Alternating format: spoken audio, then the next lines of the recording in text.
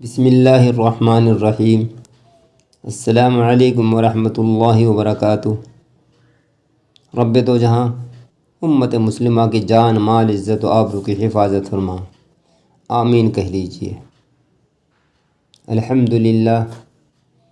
الحمدللہ وکفا وسلام علی عبادہ الذین اصطفیٰ، اما بعد، قال اللہ تعالی فی القرآن المجید، اعوذ باللہ من الشیطان الرجیم، من عمل صالحا من ذکر او انثى وهو مؤمن فلنحیینہ حیاة طیبہ ولنجزینہم اجرہم باحسن ما كانوا یعملون۔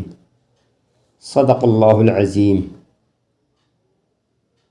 وہ زمانے میں معزز تھے مسلمان ہو کر، ہم خوار ہوئے تارک قرآن ہو کر۔ خدا نے آج تک اس قوم کی حالت نہیں بدلی، نہ ہو جس کو خیال خود اپنی حالت کے بدلنے کا۔ ناز کیا اس پہ جو بدلا ہے زمانے نے تمہیں، مرد وہ ہیں جو زمانے کو بدل دیتے ہیں۔ اشاعت دین کا اہم مرکز صدیق بیانات۔ اللہم ارنا الحق حقا وارزقنا اتباعہ وارنا الباطل باطلا وارزقنا اجتنابہ، اللہم اجرنا من النار۔ اس ویڈیو میں عورتوں کے اوپر اللہ رب العزت کا بہت ہی زیادہ کرم ہے، اس کے متعلق بیان کروں گا، توجہ کے ساتھ میں سنیں۔ خصوصاً عورتوں کو بھی ضرور سنوائیں اور بنیت ثواب اپنے متعلقہ گروپ اور احباب کے ساتھ شیئر بھی کر دیں۔ سامعین و سامعات، اسلام سے پہلے عورت کا معاشرے میں کوئی مقام، کوئی حیثیت، کوئی عزت، کوئی اہمیت نہیں تھی۔ چنانچہ فرانس کے اندر یہ تصور تھا کہ عورت کے اندر آدھی روح ہوتی ہے، پورے انسان کی روح نہیں ہوتی، اس لیے یہ معاشرے میں برائی کی وجہ بنتی ہے۔ چین کے اندر یہ تصور تھا کہ عورت کے اندر شیطانی روح ہوتی ہے، اس لیے پورے معاشرے میں فساد کی بنیاد یہی بنتی ہے۔ جاپان میں عیسائیت نے رہبانیت کو گھڑ لیا تھا۔ ان کے علماء کہتے تھے کہ ازدواجی زندگی بسر کرنا اللہ کی معرفت حاصل کرنے میں رکاوٹ ہے۔ چنانچہ ان کی تعلیم تھی کہ مرد راہب بن کر اور عورتیں بھی بالکل مجرد زندگی گزاریں تو معرفت نصیب ہوگی۔ ازدواجی زندگی کو اس راستے کی وہ رکاوٹ سمجھتے تھے۔ اور ہندوؤں میں اگر کسی عورت کا خاوند فوت ہو جاتا تو اس کو بدبخت سمجھا جاتا تھا، خصوصاً جوان عورت کو۔ یہاں تک کہ کسی شخص کے مر جانے کے بعد جب اس کی لاش کو چتا میں رکھا جاتا تھا اور اس کو آگ لگائی جاتی تھی تو اس کے ساتھ عورت بھی ستی ہوتی تھی، وہ بھی زندہ جلا دی جاتی تھی۔ اور اگر کوئی عورت ایسا نہ کرتی تو معاشرے میں اس کو بہت ہی برا سمجھا جاتا تھا، عزت و وقار کے ساتھ رہنے کی اس کو اجازت تھی ہی نہیں۔ اور عرب میں تو عورت کے ساتھ ایسے حالات تھے کہ الامان الحفیظ، کہ لوگ اپنے گھر میں بیٹی کا پیدا ہونا ہی برداشت نہیں کر سکتے تھے، لہذا معصوم بچیوں کو اپنے ہی ہاتھ سے زندہ درگور کر دیا کرتے تھے۔ اس حد تک اس کے علاوہ یہ حالات تھے کہ عورتوں کے حقوق کو چھین لیا گیا تھا کہ اگر کوئی آدمی فوت ہو جاتا، مر جاتا، تو جس طرح اس کی جائیداد اس کے بڑے بیٹے کی وراثت میں آ جاتی، اسی طرح اس کی بیوی، یا اگر زیادہ ہوتی تو اس کی بیویاں بھی اس کے بڑے بیٹے کی بیویوں کے طور پر منتقل ہو جایا کرتی تھی۔ گویا اس کا بڑا بیٹا اپنی ماں کو اپنی بیویاں بنا لیا کرتا تھا۔ اور دنیا کے اکثر ممالک میں عورت کو صرف اور صرف عیش و عشرت حاصل کرنے کا ذریعہ سمجھا جاتا تھا، وغیرہ وغیرہ۔ لیکن جب اسلام آیا تو اسلام نے عورت کو اس کا اصل مقام عطا فرمایا، اس کا کھویا ہوا مقام اس کو دیا، اس کو عزت اور حیثیت دی۔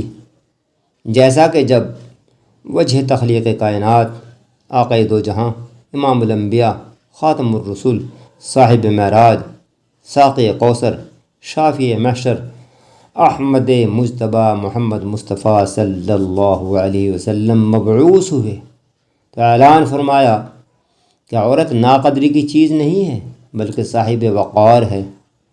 اے لوگو، عورت اگر بیٹی ہے یہ تمہاری عزت ہے، اور اگر بہن ہے تمہاری ناموس ہے، اگر یہ بیوی ہے تمہاری زندگی کی ساتھی ہے، اگر ماں ہے تو تمہارے لیے اس کے قدموں کے نیچے جنت ہے۔ اور یہ بھی فرمایا کہ جس آدمی کی 2 بیٹیاں ہوں یا جس شخص کی 2 بہنیں ہوں وہ ان کی اچھی تربیت کرے، ان کی دینی تربیت کرے، ان کو دینی تعلیم دلائے، ان کی اچھی طرح پرورش کرے اور ان کے بالغ ہو جانے کے بعد میں ان کی شادی کر دے تو یہ جنت میں میرے ساتھ اس طریقے سے ہوگا جس طریقے سے شہادت کی اور بیچ کی انگلیاں، یعنی بالکل قریب قریب۔ اور اللہ رب العزت نے ارشاد فرمایا جو کوئی بھی نیک عمل کرے، مرد ہو یا عورت، وہ ایمان والا ہو، ہم اس کو ضرور اور بھی ضرور پاکیزہ اور طیب زندگی عطا فرمائیں گے۔ تو سامعین، جس طرح مرد نیکی اور عبادت کر کے اللہ رب العزت کے ولی بن سکتے ہیں، عورتیں بھی اسی طرح نیکی اور عبادت کے ذریعے سے ولایت کے انوارات حاصل کر سکتے ہیں، جس کے نمونے اور ثبوت تواریخ میں موجود ہیں۔ اللہ تعالیٰ نے ان کے لیے بھی ولایت کے دروازے کو کھلا رکھا ہے۔ چنانچہ دین اسلام نے عورت کو ایک وقار عطا کیا، ایک مقام دیا، اور ایسا مقام جو دنیا آج تک عورت کو نہیں دے سکی۔ ایسا وقار کہ اس کو گھر کے اندر عزت کی نظر سے دیکھا جائے اور معاشرے کے اندر ایک احترام کی حیثیت دی جائے، اور عورت کو انمول موتی قرار دیا اور مرد کو مکلف کیا کہ اس قیمتی موتی کو گھر میں پوری حفاظت سے رکھ کر اس کی تمام ضروریات پوری کرے، خود کما کر لائے، اس کو کھلائے پلائے، اس کی زیب و زینت کی دیکھ بھال کرے، علماء سے دین کا علم سیکھے اور گھر میں عورت کو سکھائے۔ اسی لیے عورت کو پردے کا سخت حکم دیا تاکہ اس کی عزت و آبرو کی مکمل حفاظت ہو سکے، جس کے متعلق اس سے قبل ویڈیو جاری کر چکا ہوں۔ اگر آپ سننا چاہتے ہیں تو صدیق بیانات سرچ کر کے عورت کا پردہ ویڈیو نمبر 126 میں بآسانی سن سکتے ہیں۔ لیکن آج بے پردگی عام ہو چکی ہے اور جس کے غلط اثرات ہم سب کے سامنے ظاہر ہیں، موجود ہیں۔ خیر، جیسا کہ میں نے عرض کیا کہ آج کے دور میں حالات بہت زیادہ خراب ہو چکے ہیں۔ عورتیں ملازمت کر رہی ہیں، مزدوری کر رہی ہیں، کاروبار کر رہی ہیں، یہ بالکل اسلام کے خلاف ہے۔ اسلام نے عورت کو کمائی سے بالکل دور رکھا ہے۔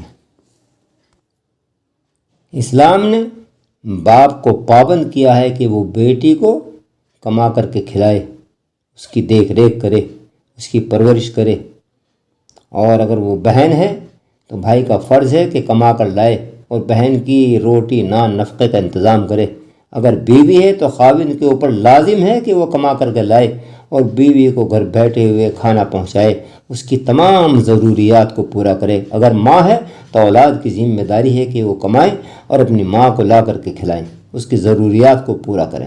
گویا عورت کو پوری زندگی شریعت نے روزی کمانے کا بوجھ نہیں دیا، اس کے سر پر یہ بوجھ نہیں رکھا کہ تجھے کمانا ہے اور خود کھانا ہے، بلکہ اس کے قریبی مردوں کی ذمہ داری لگائی کہ تم کما کر کے لاؤ اور ان کی تمام ضروریات کو پورا کرو، یہ گھر کی ملکہ بن کر رہے، بچوں کی تربیت کرے اور گھر کے اندرونی زندگی کے تمام معاملات کو سنبھالے۔ اب بتلائیے کہ کیا ایسا مقام کسی نے عورت کو دیا؟ کسی بھی مذہب نے ایسا مقام نہیں دیا جو اسلام نے عورت کو دیا ہے، لیکن افسوس کہ آج ہم اس کی قدر نہیں کر رہے ہیں، جبکہ خصوصاً عورتوں کی ذمہ داری ہے کہ اس کی قدردانی کریں۔ خیر، غور سے سنیں کہ اللہ رب العزت عورتوں پر کتنا مہربان ہے۔ ایک مرتبہ محبوب رب العالمین نبی آخر الزمان رحمت للعالمین محمد عربی صلی اللہ علیہ وسلم کی خدمت اقدس میں ایک خاتون آئی، ایک عورت آئی اور آ کر عرض کیا، اے اللہ کے نبی صلی اللہ علیہ وسلم، مرد تو نیکی میں ہم سے بہت آگے بڑھ گئے ہیں، جناب رسول اللہ صلی اللہ علیہ وسلم نے دریافت فرمایا کیسے؟ کہنے لگی یہ آپ کے ساتھ جہاد میں شریک ہوتے ہیں، ساری رات جاگ کر دشمن کی سرحد پر پہرا دیتے ہیں، اور ہم گھروں کے اندر ان کے بچوں کی پرورش کرتی رہتی ہیں، ان کو پکا کر کھلاتی ہیں، ان کی تربیت کا خیال کرتی ہیں، ان کے جان و مال کی حفاظت کرتی ہیں، عزت و آبرو کی حفاظت کرتی ہیں۔ تو ہم جہاد میں اس طرح راتوں کو پہرا بھی نہیں دیتی، اس طرح ہم جہاد میں قتال بھی نہیں کرتی جس طرح مرد کرتے ہیں، یہ نیکی میں ہم سے بہت زیادہ بڑھ گئے ہیں، اور یہ مسجدوں میں جا کر جماعت کے ساتھ نمازیں پڑھتے ہیں جبکہ ہم گھروں میں پڑھ لیتی ہیں، ہم جماعت کے ثواب سے محروم ہو گئی ہیں۔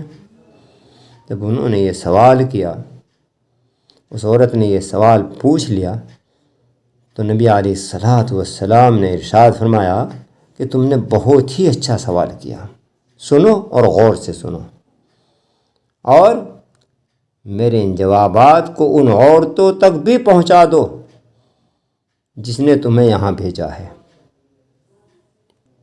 فرمایا کہ جو عورت اپنے گھر میں اپنے بچوں کی وجہ سے رات کو جاگتی ہے تو اللہ رب العزت اس مجاہد کے برابر اس کو اجر عطا فرماتا ہے جو ساری رات جاگ کر دشمن کی سرحد پر پہرا دیتا ہے۔ گویا گھر کے نرم بستر پر عورت کو بیٹھے ہوئے ہی اللہ رب العزت نے جہاد کا ثواب عطا فرما دیا، اور فرمایا کہ جو عورت اپنے گھر میں نماز پڑھ لیتی ہے اللہ تعالیٰ اس مرد کے برابر اس کو اجر عطا فرماتا ہے جو مرد مسجد میں جا کر جماعت کے ساتھ تکبیر اولیٰ کے ساتھ نماز پڑھتا ہے۔ سامعین، غور کرنے کی بات ہے کہ اللہ تعالیٰ کی کتنی مہربانی ہے خصوصاً عورت کے اوپر۔ اس کے علاوہ کنواری عورت یا لڑکی کے متعلق بھی سنیے۔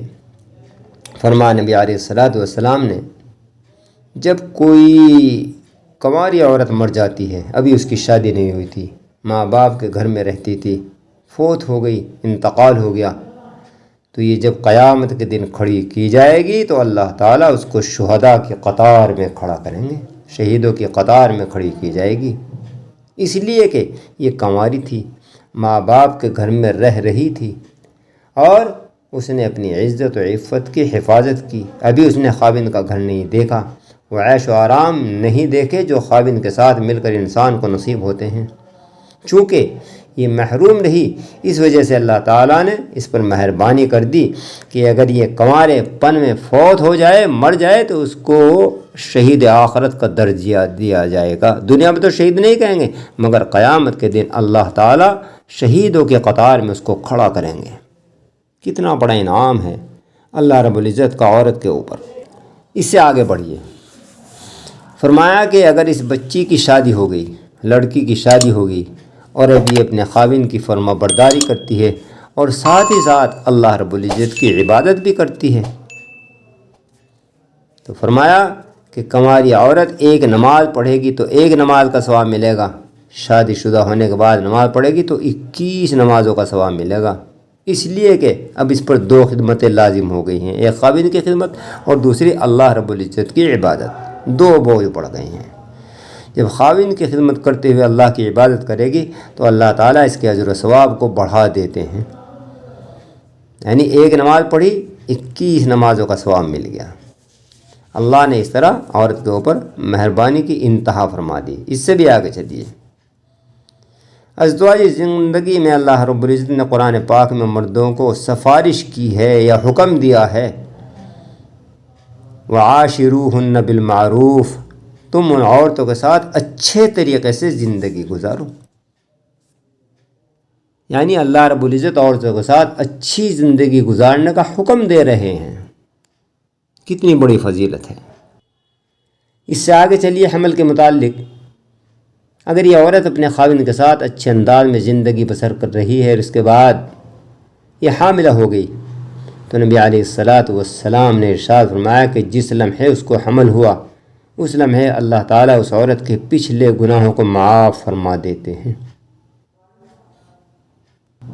اور اس سے آگے یہ کہ یہ اپنے بچے کو پیٹ میں لیے ہوئے پھر رہی ہے، گھر کا کام کاج بھی کر رہی ہے، تھکن کی وجہ سے اس کی زبان سے کراہنے کی آواز نکلتی ہے، جیسے ہوں آہ کی آواز نکلتی ہے، تو فرمایا جناب رسول اللہ علیہ الصلوۃ والسلام نے کہ اس کی زبان سے تو ہوں کی آواز نکلے گی، لیکن اللہ پاک فرشتے کو فرماتے ہیں کہ میری یہ بندی ایک بڑا بوجھ اپنے سر پر گویا اٹھائے ہوئے ہے اور اس بوجھ سے وہ عہدہ برآ ہو رہی ہے، اس لیے تکلیف سے اس کی زبان سے ہوں کی آواز نکل رہی ہے، اس کی بجائے سبحان اللہ، الحمدللہ، اللہ اکبر کہنے کا ثواب اس کے نامہ اعمال میں لکھ دیا جائے۔ زبان سے تو ہوں نکلے گی، مگر نامہ اعمال میں سبحان اللہ، الحمدللہ، اللہ اکبر کہنے کا اجر لکھا جائے گا۔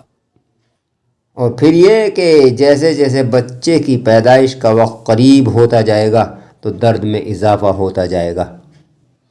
تو فرمایا محبوب رب العالمین، نبی آخر الزمان، رحمت للعالمین، محسن انسان غم خار امت حضرت محمد مصطفیٰ صلی اللہ علیہ وسلم نے کہ ہر دفعہ عورت کو درد محسوس ہونے کے وقت ایک عربی نسل غلام آزاد کرنے کا اللہ رب العزت ثواب عطا فرماتے ہیں، اور ایک حدیث میں یوں ارشاد فرمایا کہ اس کو جہنم سے بری فرما دیتے ہیں۔ اور اگر بچے کی پیدائش کے دوران یہ عورت مر گئی، فوت ہو گئی، اس کا انتقال ہو گیا، تو فرمایا آقا دو جہاں محمد عربی علیہ الصلاۃ والسلام نے کہ یہ عورت شہید مری، قیامت کے دن اس کو شہیدوں کی قطار میں کھڑا کیا جائے گا۔ سامعین و سامعات، بہت غور کرنے کی بات ہے۔ اور اگر بچہ صحیح سلامت پیدا ہو گیا، یعنی زچہ اور بچہ بالکل خیر و عافیت کے ساتھ میں ہیں، تو محبوب رب العالمین حضرت محمد مصطفیٰ صلی اللہ علیہ وسلم نے ارشاد فرمایا کہ اللہ رب العزت ایک فرشتوں کو حکم دیتے ہیں جو اس عورت کو آ کر کہتا ہے، اے عورت، اب تو فارغ ہو چکی ہے، تجھے گناہوں سے پاک کر دیا گیا، جیسا کہ تو اس دن پاک تھی جب تو اپنی ماں کے پیٹ سے پیدا ہوئی تھی۔ اس سے آگے چلیے، اب اگر یہ اپنے بچے کی اچھی تربیت کرتی ہے اور اس کو لفظ اللہ سکھاتی ہے، تو فرمایا نبی علیہ الصلاۃ والسلام نے کہ جو بچہ اپنی زندگی میں سب سے پہلے اپنی زبان سے اللہ کا لفظ نکالتا ہے تو اللہ رب العزت اس کے ماں باپ کے پچھلے گناہوں کو معاف فرما دیتے ہیں۔ کتنا آسان کام ہے۔ اگر عورتیں بچے کو اٹھاتے، لٹاتے، بٹھاتے لفظ اللہ اگر زبان سے نکالیں تو اس کی زبان پر لفظ اللہ آ ہی جائے گا، آ ہی جاتا ہے۔ لیکن آج ممی پاپا کا ورد اس سے کرایا جاتا ہے، جس کا اسلام سے کوئی لینا دینا، کوئی تعلق نہیں ہے۔ ضروری ہے کہ ہم سب سے پہلے بچے کو لفظ اللہ سکھائیں، اس کے بعد امی ابو سکھائیں، اور اس کے بعد کلمہ سکھانے کی کوشش کریں۔ اور ان کے بعد یہ کہ اگر عورت نے بچے کو قرآن پاک پڑھانے کے لیے مدرسے میں، مسجد میں بھیج دیا اور وہ بچہ قرآن پاک ناظرہ پڑھ گیا، تو جس وقت وہ ناظرہ قرآن پاک مکمل کرے گا، اللہ رب العزت اس وقت بھی اس کے ماں باپ کے گناہوں کو معاف فرما دیں گے۔ اور اگر بچے کو قرآن پاک حفظ کرنے کے لیے مدرسہ مسجد میں بھیج دیا اور وہ حافظ بن گیا، وہ لڑکا ہے یا لڑکی، تو فرمایا جناب رسول اللہ صلی اللہ علیہ وسلم نے کہ اللہ رب العزت قیامت کے دن اس کے ماں باپ کو نور کا ایسا تاج پہنائیں گے جس کی روشنی سورج کی روشنی سے بھی کہیں زیادہ ہوگی، اور اس وقت میں لوگ اس کے متعلق حیران ہو کر پوچھیں گے یہ کون لوگ ہیں؟ تو ان کو بتلایا جائے گا کہ یہ تو انبیاء بھی نہیں ہیں، شہداء بھی نہیں ہیں، بلکہ یہ وہ خوش نصیب ہیں جنہوں نے اپنے بیٹے یا بیٹی کو قرآن پاک حفظ کرایا تھا۔ اور باعمل حافظ سے خود کہا جائے گا کہ پڑھتا جا اور جنت کے درجوں پر چڑھتا جا، اور جہاں تو آخری آیت پر پہنچے وہی تیرا مقام اور وہی تیرا ٹھکانہ ہے۔ اور فرمایا جناب رسول اللہ صلی اللہ علیہ وسلم نے کہ ایک حافظ اپنے گھرانے کے، اپنے خاندان کے 10 ایسے لوگوں کی سفارش کرے گا جو جہنم کے مستحق ہو چکے ہوں گے، اور اللہ تعالیٰ اس کی سفارش کو قبول فرمائیں گے، منظور فرمائیں گے۔ خیر، اس سے آگے چلیے، عورت اپنے گھر کے کام کاج کرتی ہے تو کام کاج کرنے پر بھی اجر و ثواب ہے۔ مثال کے طور پر کون عورت ہے گھر کے کام نہیں کرتی، گھر کے اندر اب کپڑے نہیں دھوتی، گھر کے اندر کھانا نہیں پکاتی، برتن وغیرہ نہیں دھوتی؟ یہ سب کام تو عورتیں کرتی ہی ہیں، لیکن ان کے اوپر بھی اجر و ثواب ہے۔ فرمایا جناب رسول اللہ علیہ الصلاۃ والسلام نے کہ جو عورت اپنے خاوند کے گھر میں کوئی بے ترتیب پڑی ہوئی چیز اٹھا کر تب ترتیب کے ساتھ رکھ دیتی ہے تو اللہ تعالیٰ ایک نیکی عطا فرماتے ہیں، ایک گناہ معاف فرماتے ہیں اور جنت میں اس کا ایک درجہ بلند فرما دیتے ہیں۔ عورتیں یہ سب کام کرتی ہیں، سب کے گھروں میں کرتی ہیں، لیکن اس لیے کہ نیت نہیں ہوتی اس لیے اس کے اوپر کوئی اجر و ثواب نہیں ہوتا۔ کوئی بھی کام کرتی ہیں تو صرف اس خیال سے کرتی ہیں کہ یہ ہماری ذمہ داری ہے، یا دوسری پڑوسنے آ کر کے یہ نہ کہتے ہیں کہ بھئی تم گھر کی صفائی نہیں ہے، کپڑے بہت گندے ہیں، برتن اسی طریقے سے پڑے ہوئے ہیں، دھلے نہیں ہیں وغیرہ وغیرہ۔ لیکن اگر نیت کے ساتھ میں ان امور کو کیا جائے کہ اللہ اور اس کے رسول کا حکم ہے، صفائی ستھرائی کو اللہ اور اس کے رسول صلی اللہ علیہ وسلم پسند فرماتے ہیں، انہی کے اوپر اجر و ثواب اللہ تعالیٰ عطا فرماتے ہیں۔ یہی تو ہے انما الاعمال بالنیات، کہ اعمال کا دار و مدار نیتوں پر ہے۔ مثال کے طور پر علماء نے لکھا ہے کہ اگر کوئی آدمی گھر بنائے اور اپنے گھر کے اندر یا بیٹھک کے اندر کھڑکی لگوائے، روشن دان بنوائے اور نیت یہ ہو کہ اس میں سے ہوا آئے گی، روشنی آئے گی، اب اس آدمی کو ہوا اور روشنی تو ملے گی مگر ثواب بالکل نہیں۔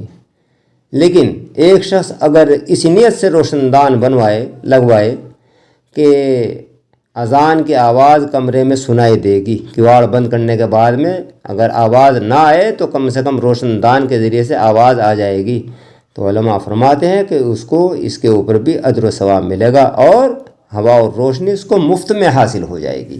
اسی طرح ایک عورت گھر میں کھانا بنا رہی ہے، کھانا بناتے ہوئے اس نے سالن میں پانی ضرور ڈالنا ہے اپنی ضرورت کے مطابق، لیکن اگر وہ چند گھونٹ سبزی کے اندر، سالن کے اندر اس نیت سے ڈال لے کہ ہو سکتا ہے کوئی مہمان آ جائے یا کوئی پڑوسن سالن لینے کے لیے آ جائے، کسی کے یہاں سالن بھیجنا پڑ جائے، تو اس کے اوپر عورت کو ثواب حاصل ہوگا۔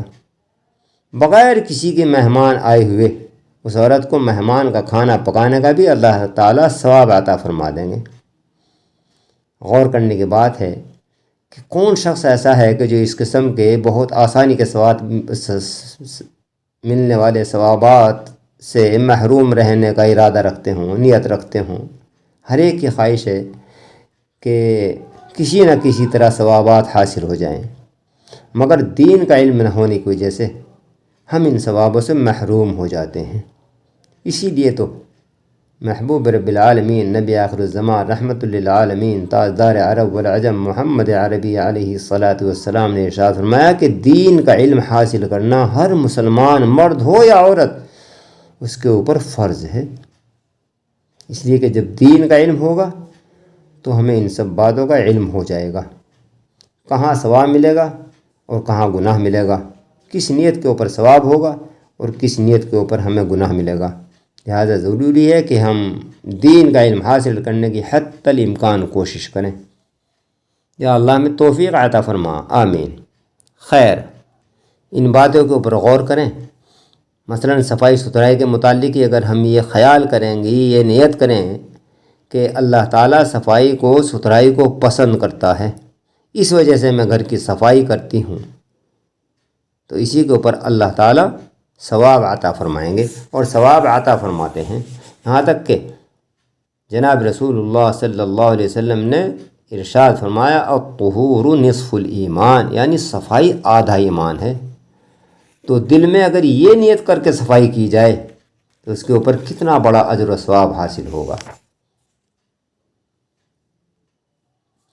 آخر میں یہ کہ کوئی عورت ایسی نہیں ہے، کوئی لڑکی ایسی نہیں ہے کہ جس کی شادی ہو اور وہ واپس اپنے ماں باپ کو ملنے کے لیے نہ آئے۔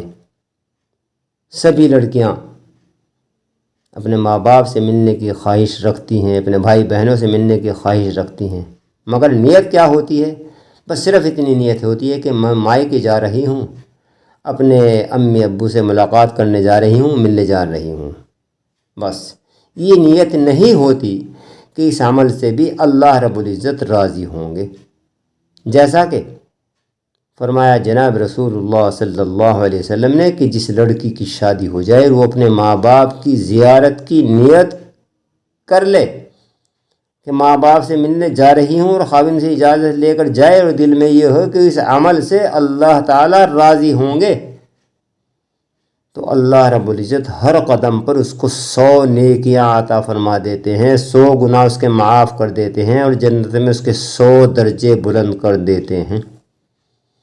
غور کرنے کی بات ہے کہ اتنا بڑا ثواب بغیر کسی دشواری کے حاصل ہو رہا ہے۔ کون عورت ہے جو اپنے ماں باپ کی زیارت کے لیے نہ آئے، لیکن اگر یہ نیت کر لے کہ اللہ راضی ہوں گے تو کتنا بڑا ثواب مل گیا۔ اور اس کے علاوہ فرمایا جناب رسول اللہ صلی اللہ علیہ وسلم نے کہ اگر یہ ماں باپ کے پاس آئی اور ان کے چہرے پر اس نے عقیدت کی نظر ڈالی، محبت کی نظر ڈالی، تو ماں باپ کو دیکھا تو اللہ تعالیٰ ہر نظر ڈالنے پر، ہر بار دیکھنے پر اس کو ایک حج یا عمرے کا ثواب عطا فرماتا ہے۔ صحابہ کرام رضی اللہ عنہم اجمعین نے دریافت کیا، یا رسول اللہ صلی اللہ علیہ وسلم، جو آدمی اپنے ماں باپ کو بار بار محبت اور عقیدت کی نظر سے دیکھے؟ اللہ کے نبی علیہ السلام نے ارشاد فرمایا کہ جتنی بار دیکھیں گے اتنی بار حج یا عمرے کا ثواب عطا کیا جائے گا، یہاں تک کہ اگر صبح سے شام تک کوئی 100 بار اپنے ماں باپ کے چہرے پر عقیدت اور محبت سے نگاہ ڈالے تو 100 حج یا 100 عمروں کا ہی ثواب اس کو حاصل ہوگا۔ سامعین و سامعات، کتنا بڑا ثواب جو ہم اپنی لا علمی کی وجہ سے کھو رہے ہیں۔ یعنی یہ سب امور ہم کرتے ہیں، عورتیں کرتی ہیں، لیکن نیت کے بارے میں معلوم نہ ہونے کی وجہ سے ثوابات سے محروم ہو جاتی ہیں۔ تو غور کریں کہ کتنے بڑے ثوابات اللہ رب العزت کی طرف سے عطا کیے جا رہے ہیں۔ اس طرح اللہ تعالیٰ عورتوں پر کتنے زیادہ مہربان ہیں، لہذا ضروری ہے کہ خصوصاً عورتیں اس مہربانی کی قدر کریں اور ان کو عمل میں لانے کی کوشش کریں۔ یا اللہ ہمیں توفیق عطا فرما، آمین۔ اس کے علاوہ یہ کہ مرد حضرات اپنی ذمہ داری کو پورا کریں، انجام دیں، اور عورتیں اپنی ذمہ داری کو نبھائیں، اور اس طرح زندگی خوشگوار گزرے گی، دنیا بھی خوشگوار گزرے گی اور آخرت میں بھی خوشگواری حاصل ہوگی انشاءاللہ۔ امید کے عمل پیرا ہو کر عند اللہ ماجور ہوں گے۔ جزاکم اللہ۔ اگر ہو سکے جب آپ اپنے لیے دست دعا دراز کریں، بارگاہ الہی میں گریہ وزاری کریں، تو ایسے اوقات میں مجھے بھی اپنے دعاؤں میں خاص طور سے بھی ضرور یاد رکھیں۔ وآخر دعوانا الحمدللہ رب العالمین۔ زندگی بخیر رہی تو اگلی ویڈیو کے ساتھ پھر ملاقات ہوگی انشاءاللہ۔ پوری ویڈیو سننے کا شکریہ۔ امید ہے کہ ان معروضات پر عمل پیرا ہو کر عند اللہ ماجور ہوں گے۔ اور اگر آج تک آپ میرے اس چینل صدیقی بیانات سے منسلک نہیں ہوئے تو میری حوصلہ افزائی کے مد نظر اس چینل کو اسی وقت سبسکرائب کر کے صدیقی بیانات سے منسلک ہو جائیں، جڑ جائیں۔ ساتھ میں ظاہر ہونے والی گھنٹی کو پریس کر دیں تاکہ میری طرف سے جاری کردہ ہر نئی ویڈیو کا نوٹیفیکیشن سب سے پہلے آپ کو دستیاب ہو اور آپ اسی طرح فیضیاب ہوتے رہیں۔ اور ہاں، اگر آپ صدقہ جاریہ کا ثواب بھی چاہتے ہیں تو اس ویڈیو کو اپنے متعلقین کے ساتھ میں شیئر کر دیں، عند اللہ آپ کو ثواب جاریہ حاصل ہوگا انشاءاللہ۔